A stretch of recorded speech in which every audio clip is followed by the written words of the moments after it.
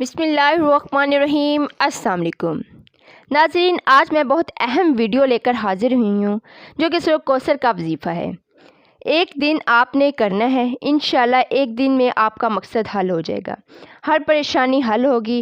آپ کی حاجت جتنی بھی بڑی کیوں نہ ہو، پریشانی جتنی بھی بڑی کیوں نہ ہو، کوئی بھی مقصد ہو، آپ اس وظیفہ کو پڑھیں، انشاءاللہ تعالیٰ اللہ تعالیٰ ہر حاجت پوری فرمائیں گے۔ بزرگان دین کا معمول رہا ہے کہ اللہ سے روح لگانے کے ساتھ ساتھ اپنی حاجات پوری کرنے کے لیے اللہ تعالیٰ سے رجوع کرتے تھے، نمازوں میں اور دعاؤں میں اللہ تعالیٰ سے مانگتے رہتے تھے، لیکن اس کے ساتھ ساتھ وہ اور بھی بہت سے عمل کرتے تھے جنہیں ہم وظائف کہتے ہیں۔ یہ جو وظیفہ میں آپ کے ساتھ شیئر کرنے جا رہی ہوں، یہ اکابرین کا مجرب اور پاورفل وظیفہ ہے۔ انشاءاللہ تعالیٰ آپ کو ضرور اس کا فائدہ حاصل ہوگا۔